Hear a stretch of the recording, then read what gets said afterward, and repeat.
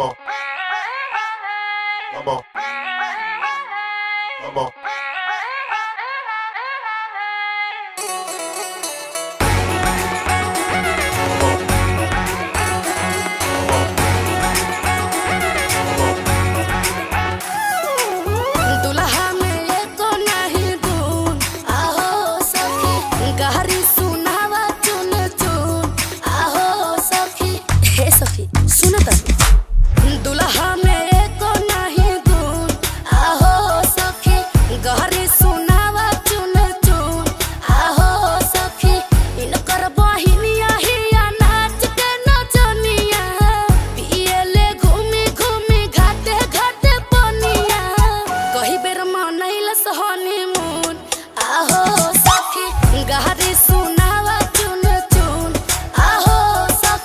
अरे भाई सौर की तो गाड़ी देती है तो लो हमार जवाब सुना।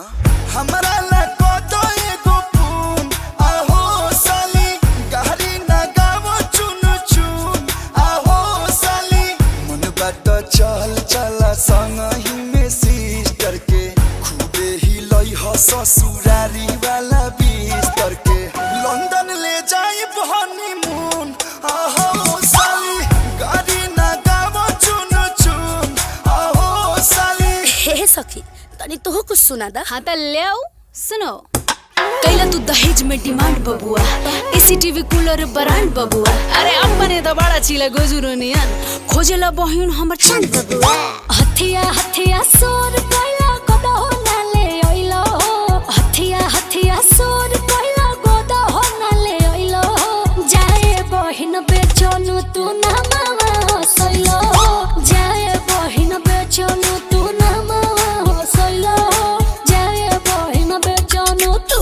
अभी तू ठीक से जानते नहीं खू बढ़ी चढ़ी हमारा से बोला ये तना यो भर हो बढ़ी चढ़ी हमारा से बोला ये तना यो भर हो तो हमारा घरे गोबर फेंके जाला रे जनो भर हो हमारा घरे गोबर फेंके जाला रे जनो भर हो खा बुझल वे साली जी।